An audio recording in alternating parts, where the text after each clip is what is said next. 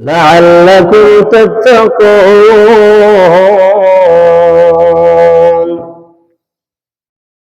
وقال رسول الله صلى الله عليه وسلم: الصلوات الخمس والجمعة إلى الجمعة ورمضان إلى رمضان مكفرات ما بينهن، أو كما قال عليه الصلاة والسلام. সকলে মোহাম্মতের সাথে দরুদ ইব্রাহিম পড়ে আল্লাহুম্মা সাল্লি আলা মুহাম্মাদ ওয়া আলা আলি মুহাম্মাদ কামা সাল্লাইতা আলা ইব্রাহিম ওয়া আলা আলি ইব্রাহিম ইন্নাকা হামিদুম মাজিদ. اللهم بارك على محمد وعلى آل محمد كما باركت على إبراهيم وعلى آل إبراهيم إنك حميد مجيد. আলহামদুলিল্লাহ, আল্লাহ পাক রব্বুল আলামিনের দরবারে সর্বপ্রথম শুকরিয়া জ্ঞাপন করছি, যিনি আমাদের হায়াতের মধ্যে বরকত দান করে শাবান মাসের শেষ জুমায় আল্লাহ পাক রব্বুল আলামিনের রাজামন্দি হাসিলের জন্য আমাদেরকে কবুল আর মঞ্জুর করেছেন এবং মসজিদে আগে আগে আসার জন্য কবুল করেছেন। এজন্য সেই মহান মালিকের দরবারে এই নিয়ামতের জন্য শুকর আদায় করি, সকলেই পড়ি আলহামদুলিল্লাহ। মুহতারাম মুসল্লিয়ানি কারাম, আজকের জুমা শাবান মাসের শেষ জুমা।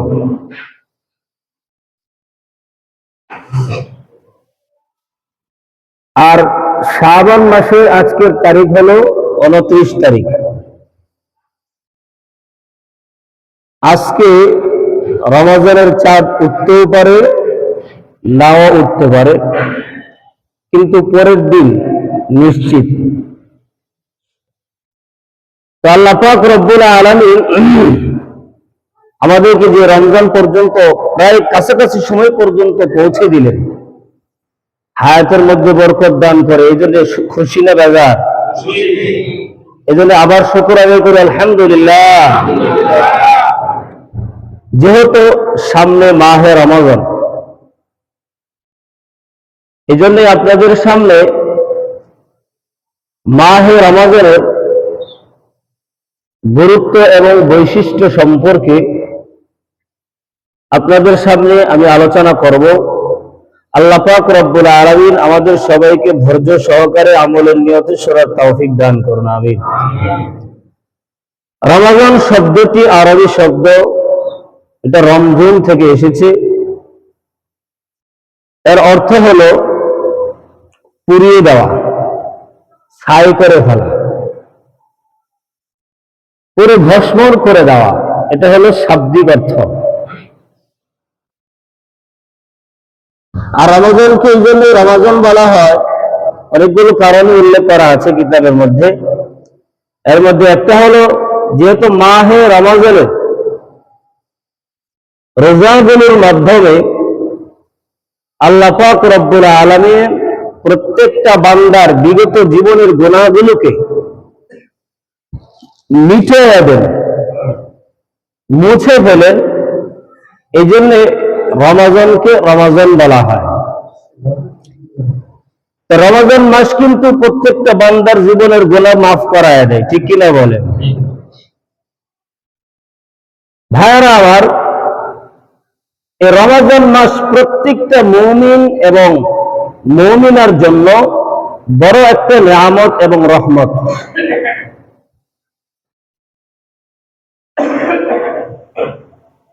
যারা এই মাহে রমজানের বরকত পেয়ে যায়, বিশ্বনবী বলেন সে সব বরকত কল্যাণ পেয়ে গেল। আর যে ব্যক্তি এই মাহে রমজানের রহমত বরকত থেকে বঞ্চিত হয়ে গেল, সে সব কল্যাণ থেকেই বঞ্চিত হয়ে গেল। নাউযুবিল্লাহ। এই মাহে রমজান প্রত্যেকটা মুমিন এবং মুমিনার জন্য ইবাদতের মৌসুম, ইবাদতের মৌসুম। দেখবেন সমস্ত জিনিসের মৌসুম আছে না নাই? ধানের মৌসুম আছে, গমের মৌসুম আছে, সব ফসলের মৌসুম আছে। যারা ব্যবসা বাণিজ্য করে তাদেরও মৌসুম আছে না নাই? সব কিছুরই একটা মৌসুম থাকে। ঠিক তেমনি ভাবে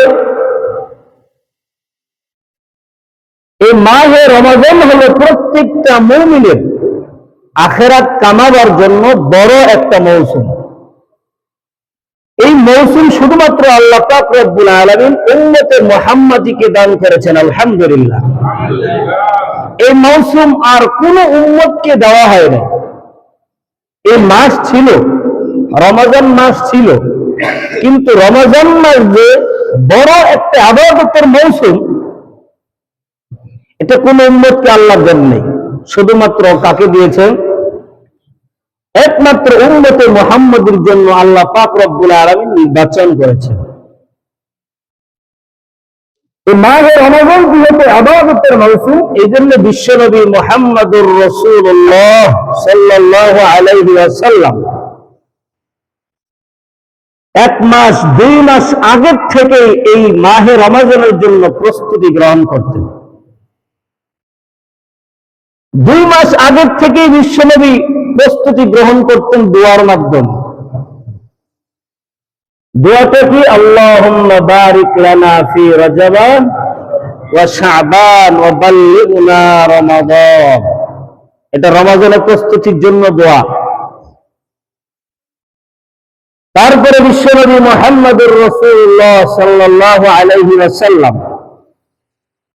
এই মাহে রমজানের প্রস্তুতি গ্রহণ করবার জন্য তিনি 1 মাস আগের থেকেই রোজা রাখা শুরু করতেন।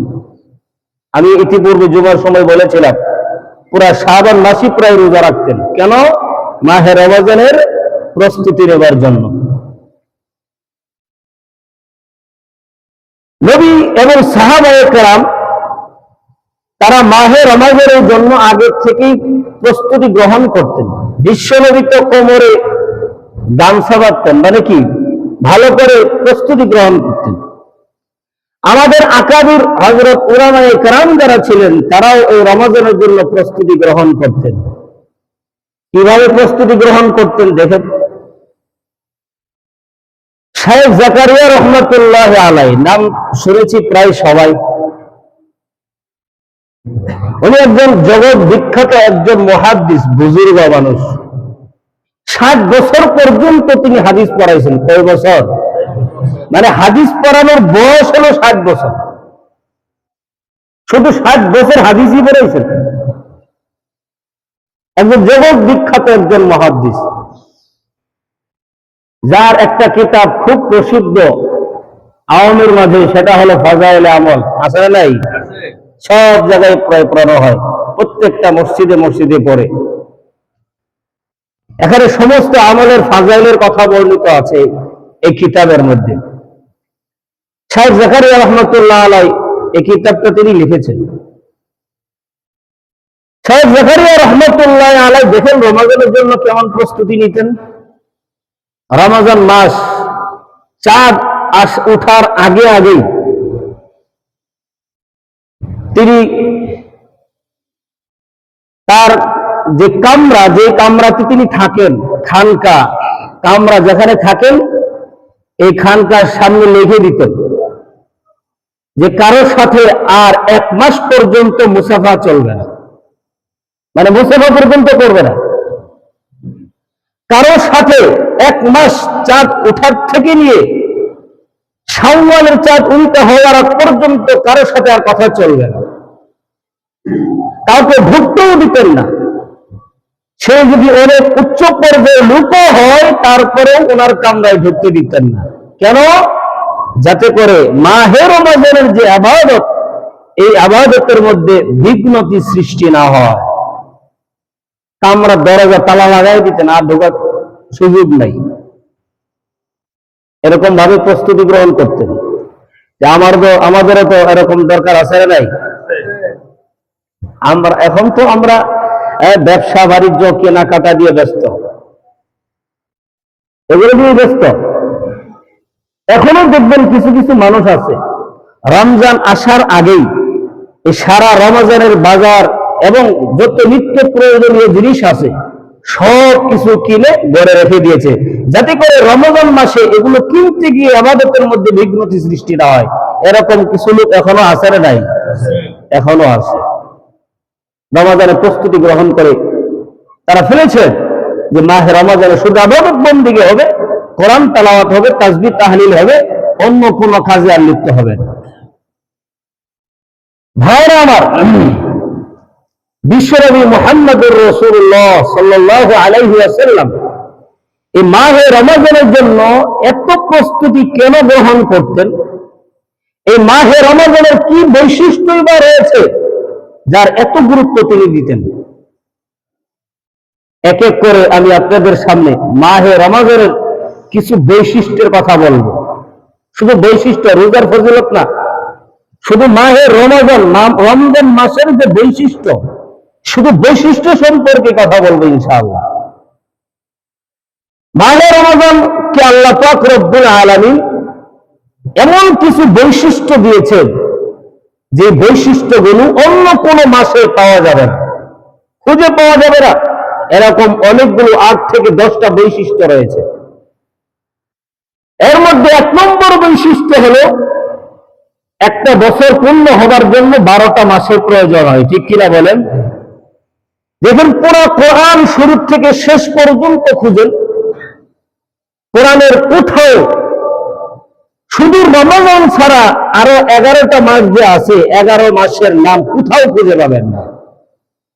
একমাত্র রমজান মাসকে আল্লাহ পাক রব্বুল আলামিন নির্বাচিত করেছেন, মূল্যায়ন করে কোরআনে কারীমের মধ্যে আল্লাহ পাক রব্বুল আলামিনের কালামের অন্তর্ভুক্ত করে দিয়েছেন। আল্লাহু আকবার।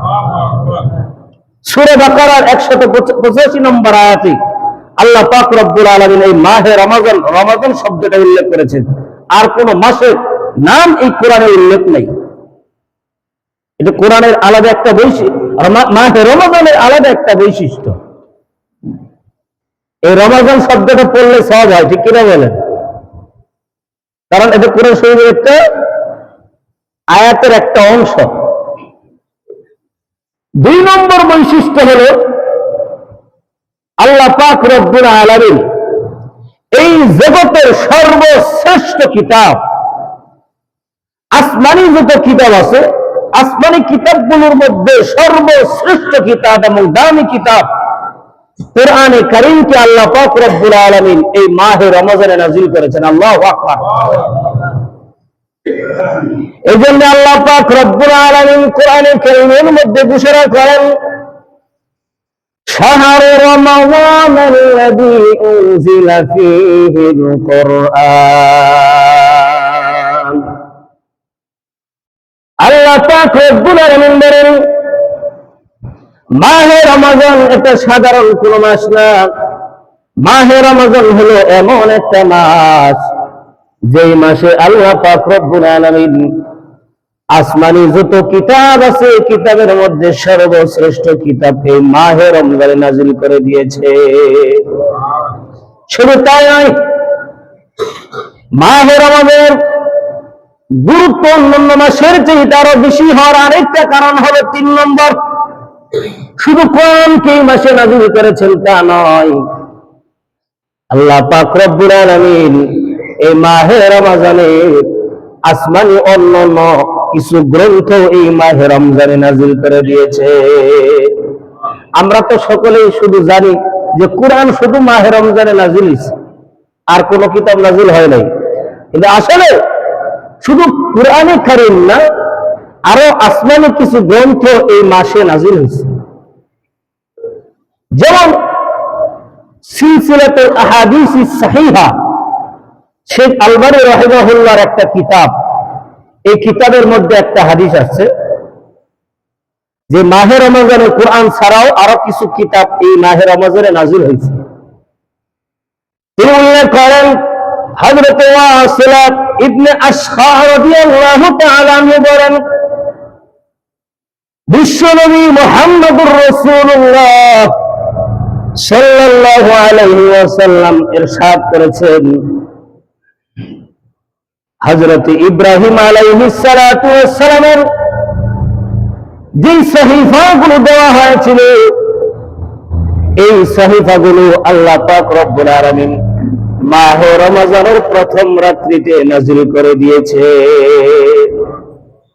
তাহলে ইব্রাহিম নবীর উপরে আল্লাহ পাক রব্বুল আলামিন যে কিতাব দিয়েছেন, এই কিতাব হলো মোট কয়টা জানেন? 10টা। কয়টা? ইব্রাহিম নবীর উপরে কয়টা কিতাব দিয়েছেন আল্লাহ পাক? সহিফা, ছোট ছোট কিতাব 10টা দিয়েছেন। এই 10টা কিতাবই এই মাহে রমজানের প্রথম রাত্রিতে নাযিল হয়েছে। বিশ্বনবী আরো বলেন, তাওরাত কিতাব আল্লাহ পাক রব্বুল আলামিন হযরত মুসা আলাইহিস সালাতু ওয়াস সালামের উপরে নাযিল করেছেন মাহে রমজানের 6ষ্ঠতম রাত্রিতে। কততম রাত? মাহে রমজানের 6ষ্ঠতম রাত্রিতে তাওরাত কিতাব আল্লাহ পাক রব্বুল আলামিন মুসা নবীর উপরে নাযিল করে দিয়েছেন। তারপরে হলো ইনজিল কিতাব। ইনজিল কিতাব কার উপরে? হযরত ঈসা নবীর উপরে আল্লাহ পাক রব্বুল আলামিন নাযিল করেছেন। কোন মাসে নাযিল করেছেন? মাহে রমজানে। বিশ্ব নবী বলেন, ইনজিল কিতাবকে আল্লাহ পাক রব্বুল আলামিন মাহে রমজানের 13তম রাত্রিতে নাযিল করে দিয়েছেন। আরেকটা হলো জাবুর কিতাব। জাবুর কিতাব আল্লাহ পাক রব্বুল আলামিন হযরত দাউদ আলাইহিস সালাতু ওয়াস সালামের উপরে নাযিল করেছেন। কোন মাসে নাযিল করেছেন? মাহে রমজানে নাযিল করেছেন। কততম তারিখে? বিশ্ব নবী বলেন, মাহে রমজানের 18তম রাত্রিতে আল্লাহ পাক রব্বুল আলামিন হযরত দাউদ নবীর উপরে জাবুর কিতাব নাযিল করেছেন। আরেকটা কিতাব হলো কোরআনে কারীম। আল্লাহু আকবার। এই কোরআনে কারীমকে আল্লাহ পাক রব্বুল আলামিন মাহে রমজানে নাযিল করেছেন। কততম রাত্রিতে? আল্লাহর রাসূল তাও ইরশাদ করেছেন, উনজিলাল কুরআনু লি24। আল্লাহ পাক রব্বুল আলামিন কোরআনে কারীমকে মাহে রমজানের 24তম রাত্রিতে নাযিল করে দিয়েছে। দেখেন, শুধু কোরআন মাহে রমজানে নাযিল হয়েছে তা নয়, আরো আসমানি কিছু গ্রন্থই মাহে রমজানে নাযিল হয়েছে। এদের মাহে রমজানের গুরুত্ব কম না বেশি? বেশি, অনেক বেশি। মাহে রমজানের 3য়তম বৈশিষ্ট্য হলো, এই মাহে রমজানে আল্লাহ পাক রব্বুল আলামিন এমন একটি রাত রেখে দিয়েছেন, যেই রাত্রটা 1000 মাসের চাইতে শ্রেষ্ঠ। 1000 মাস ইবাদত করলে যেই পরিমাণ সওয়াব হবে, একটা রাত্রে ইবাদত করলে এর চাইতে বেশি সওয়াব হবে। এই রাত্রের নাম কি? লাইলাতুল কদর। লাইলাতুল কদর এটা মাহে রমজানের ভিতরে না বাইরে?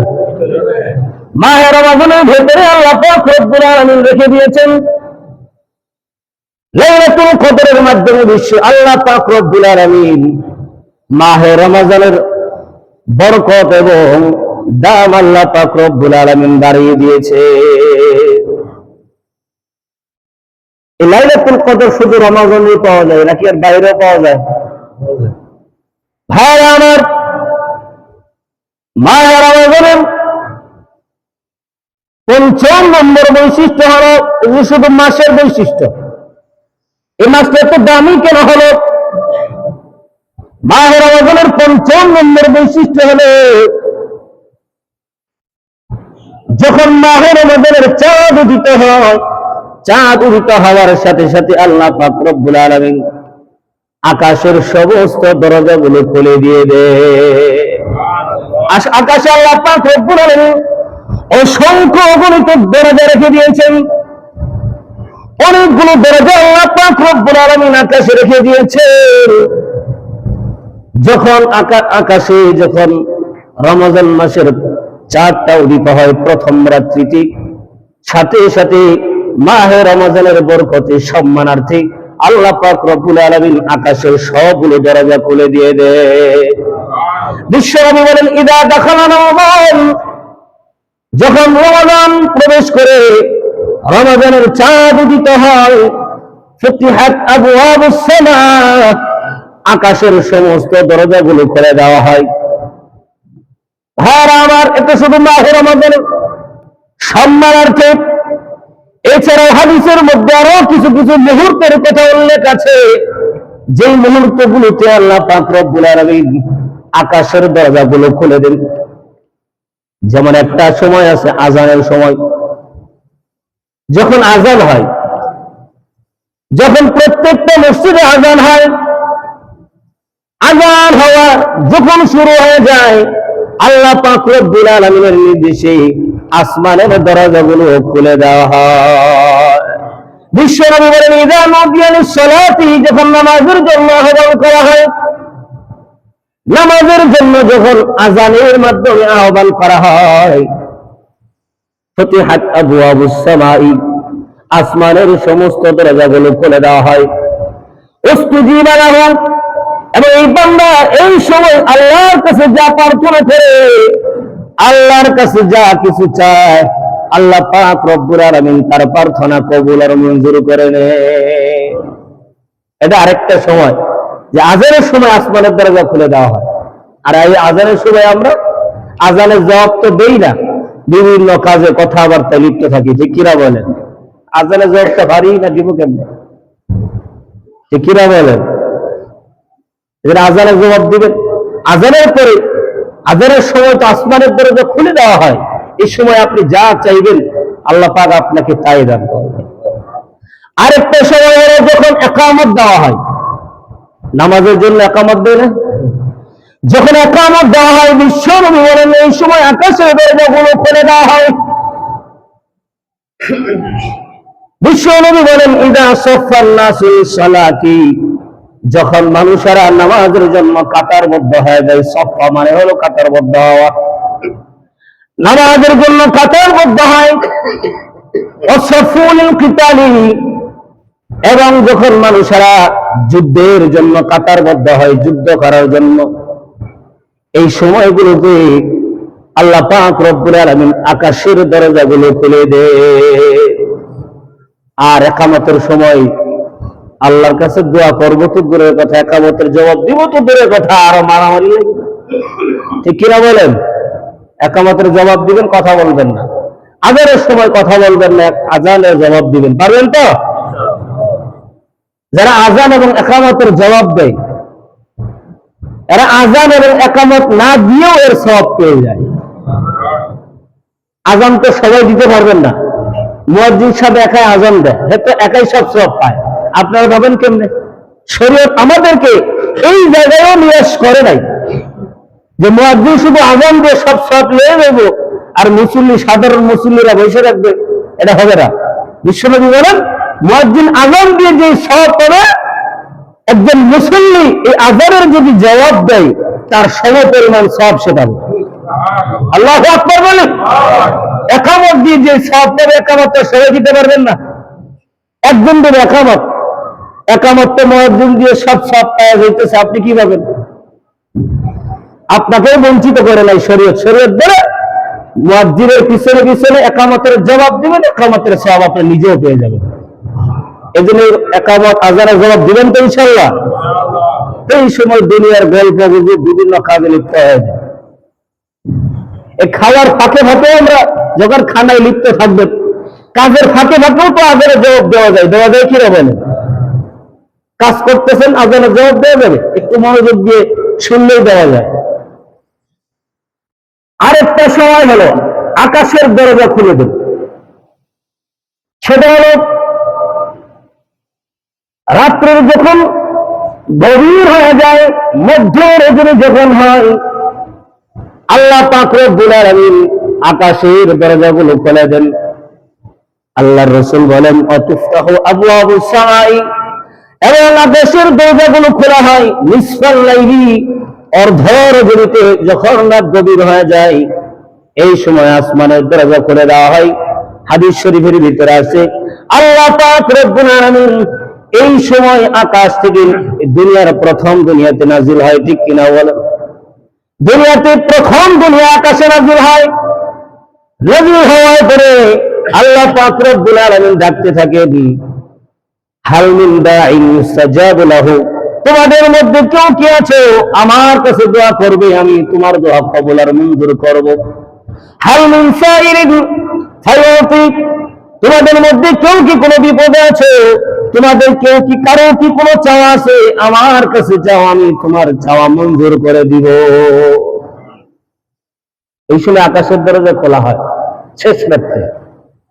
আরেকটা সময় হলো সূর্য যখন পশ্চিম দিকে ঢলে যায়, ঠিক দুপুর যখন হয়, দুপুর হওয়ার পরে যখন সূর্যটা পশ্চিম দিকে কি যায়, ঢলে যায়, অর্থাৎ জোহরের রক্ত শুরু হয়ে যায়, সেই সময় আকাশের দরজা খোলা হয়, প্রত্যেক দিন খোলা হয়। এক সাহাবী বিশ্বনবী মুহাম্মদুর রাসূলুল্লাহ সাল্লাল্লাহু আলাইহি ওয়াসাল্লামকে জিজ্ঞাসা করলেন, ইয়া রাসূলুল্লাহ,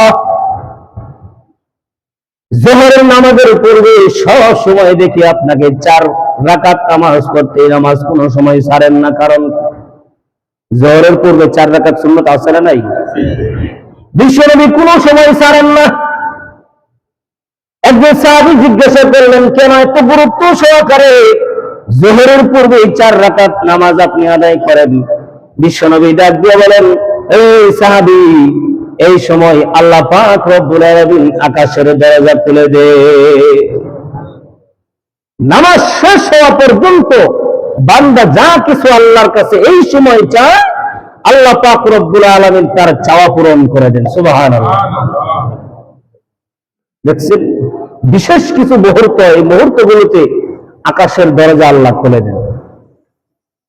তাহলে 5ম নম্বর বৈশিষ্ট্য হলো মাহে রমাদানের যখন পশ্চিম দিকে চাঁদ উদিত হওয়ার সাথে সাথে আকাশের সবগুলো দরজা আল্লাহ পাক রব্বুল আলামিন খুলে দেন।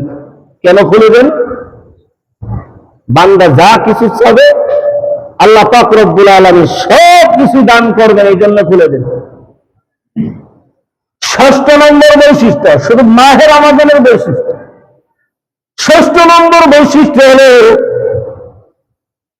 আল্লাহ পাক রব্বুল আলামিন শুধু আসমানের দরজা খুলে দেন না, বরং আল্লাহ পাক রব্বুল আলামিনের যত রহমতের দরজা আছে সমস্ত রহমতের দরজাগুলো খুলে দেন।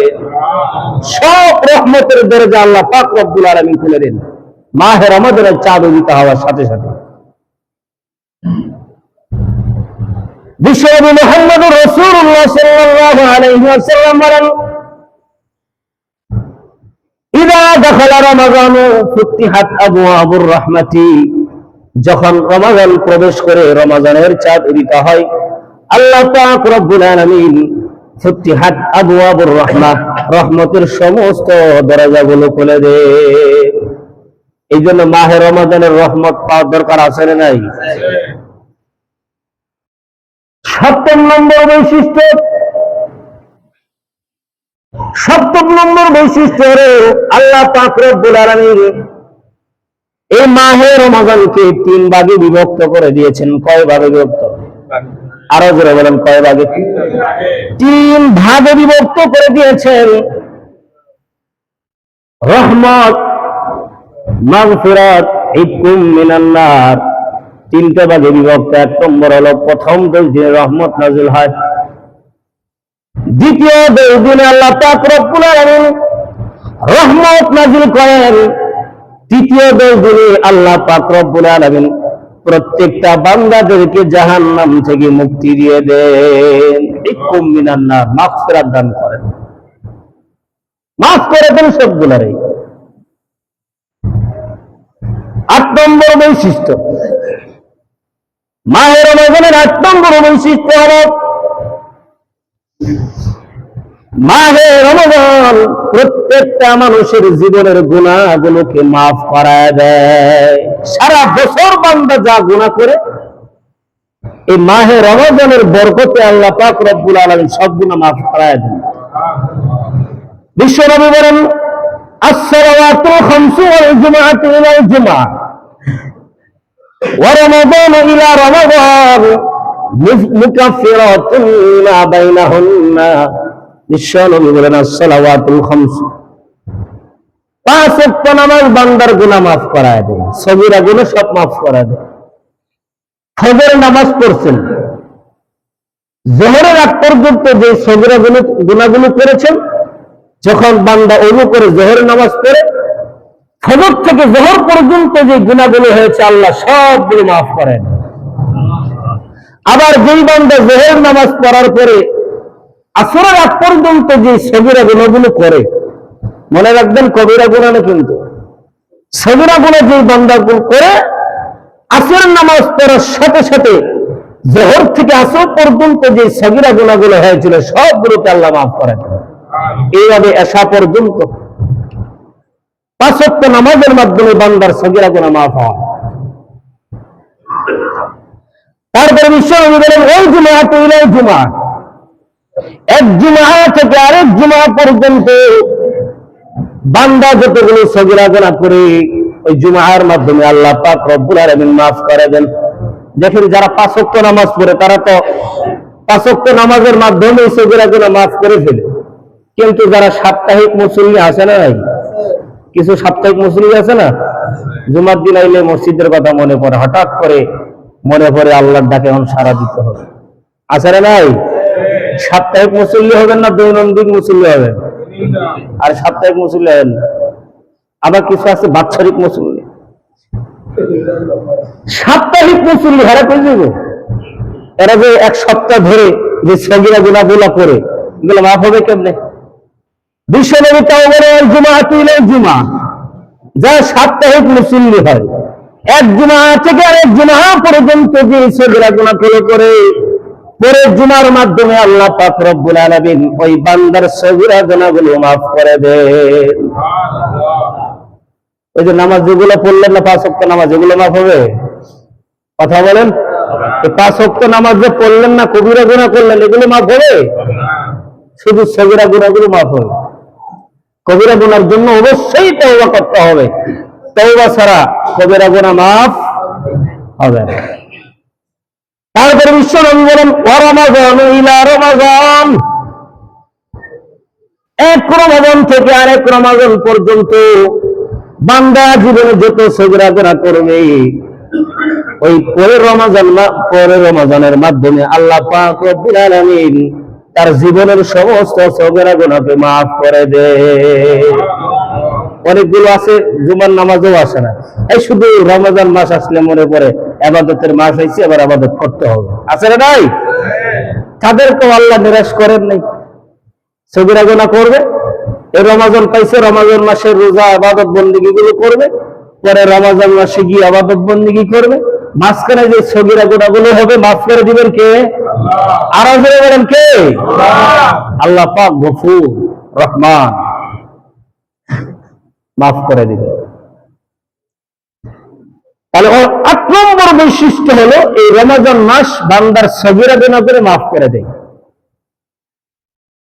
যারা এই রমজান মাস পাওয়ার পরে নিজেকে ক্ষমা করাইতে পারলো না, জাহান্নাম থেকে নিজেকে মুক্ত করতে পারলো না, তার চাইতে বড় হতভাগা আর কোন মানুষ দুনিয়াতে নাই। ঠিক কিনা বলেন? সে হলো সবচেয়ে বড় কপাল পোড়া। বিশ্বনবীর পক্ষ থেকে ওই ব্যক্তি ধ্বংস পাওয়ার জন্য দোয়া প্রাপ্ত লোক, এটা বিশ্বনবী তাদের জন্য দোয়া করছে যে এগুলা কি হয়ে যাক, ধ্বংস হয়ে যাক, ধ্বংসের দোয়া করেছেন। যারা রমজান মাস পায় নিজেকে জাহান্নাম থেকে মুক্ত করতে পারলো না, গুনাহ মাফ করাইতে পারলো না। হাদিস শরীফের ভিতরে আসছে বিশ্বনবী মুহাম্মদুর রাসূলুল্লাহ সাল্লাল্লাহু আলাইহি ওয়াসাল্লাম একদিন মেম্বারে প্রথম সিঁড়িতে উঠলেন, ওঠার পরে আমিন বললেন, আবার দ্বিতীয় সিঁড়িতে উঠলেন, বললেন আমিন, আবার তৃতীয় সিঁড়িতে উঠলেন, বললেন আমিন। বিশ্ব নবীর যখন খুতবা শেষ হয়ে গেল, সাহাবায়ে কেরাম জিজ্ঞাসা করলেন, ইয়া রাসূলুল্লাহ, আজকে নতুন পদ্ধতিতে আপনাকে মেম্বারে উঠতে দেখলাম, কোন সময় এরকম বলতে শুনি নাই, আমিন বলতে, আজকে বললেন কেন? আজকে শুধু শুনলাম আপনি আমিন বললেন, কোন সময় এরকম শুনি নাই। বিশ্বনবী ডাক দিয়ে বললেন, এই মাত্র জিবরিল আমিন আসছিল, আসার পরে জিবরিল আমিন বদদুয়া দিছে, ওই ব্যক্তি ধ্বংস হয়ে যাক যেই লোকটা রমজান মাস পাইছে, কিন্তু রমজান মাস পাওয়ার পরেও নিজেকে জাহান্নাম থেকে মুক্ত করতে পারলো না। জিবরিল আমিন আমাকে বলতে বলেছেন আমিন বলেন, এই জন্য আমি আমিন বলেছিলাম। আবার দ্বিতীয় সিঁড়িতে যখন উঠেছিলাম, জিবরিল আমিন বলেন, ওই সমস্ত ব্যক্তিরা ধ্বংস হয়ে যাক যাদের সামনে আপনার নাম উচ্চারণ করা হয়েছে কিন্তু আপনার উপরে দরুদ পাঠ করে নাই, তারাও ধ্বংস হয়ে যায়। বিশ্বনবী বললেন আমিন। তৃতীয় সিঁড়িতে যখন আমিন বললেন কেন?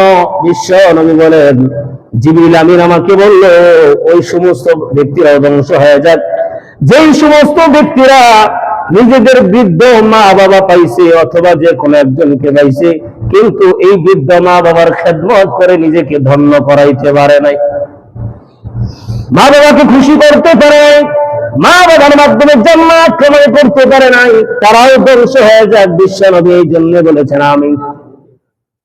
এই তিন শ্রেণীর ব্যক্তির জন্য ধ্বংস।